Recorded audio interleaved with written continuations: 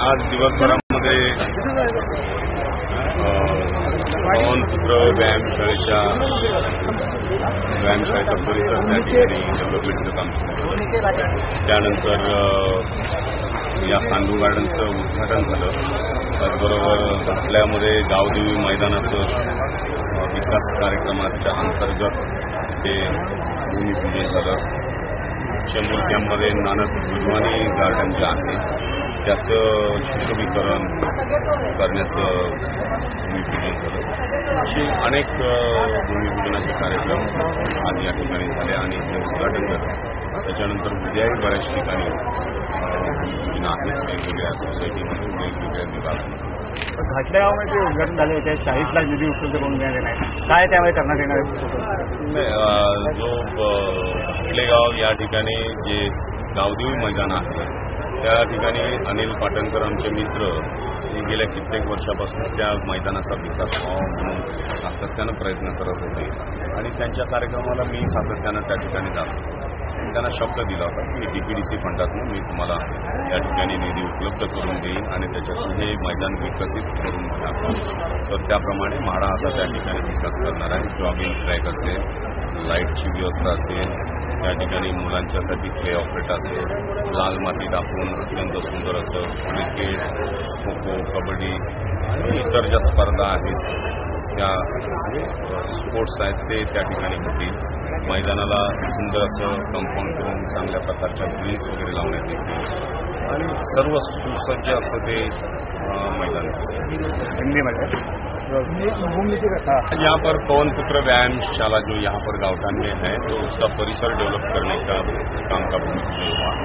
यहाँ पर हम लोग खड़े हैं. ये सांडू गार्डन इसका बहुत दिनों से काम चल रहा था तो इसका काम पूरा हो गया और पब्लिक के लिए इसको ओपन कर दिया गया है.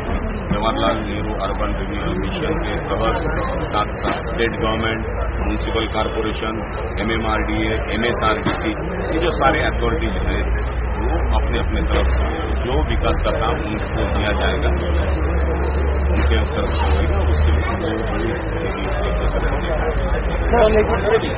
जी मुंबई के अंदर जो है सारे आप डेवलपमेंट लेके आते हैं, बड़े बड़े प्रोजेक्ट लेके आए हैं. मेट्रो रेल है, मोनो रेल है, XYZ आप बहुत से प्रोजेक्ट है. लेकिन मुंबई के अंदर जो एक पहचान हुआ करती थी इंडस्ट्री डेवलपमेंट, मुंबई या उसके अगल बगल जो इंडस्ट्री डेवलपमेंट थी वो आज धीरे धीरे खत्म होती जा रही है. इसका मतलब कहीं न कहीं बिजली की समस्या है, कहीं न कहीं पानी की समस्या है. इसके ऊपर आप क्या कहना चाहेंगे? आप इंडस्ट्री डेवलपमेंट के लिए क्या करते हैं? देखिए, मुंबई में इंडस्ट्रियल डेवलपमेंट का काम बहुत वर्षों से बंद किया गया है. एनवायरमेंट का प्रॉब्लम है. इसके लिए इतनी सारी शुरू में जो एग्जिस्टिंग इंडस्ट्री थी वो अभी चालू है, लेकिन नया इंडस्ट्री को मुंबई में परमिशन नहीं दिया जाता है.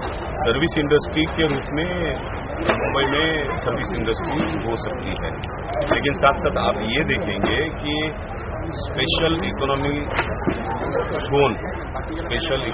जोन मुंबई के आसपास बनाने का काम शुरू किया है.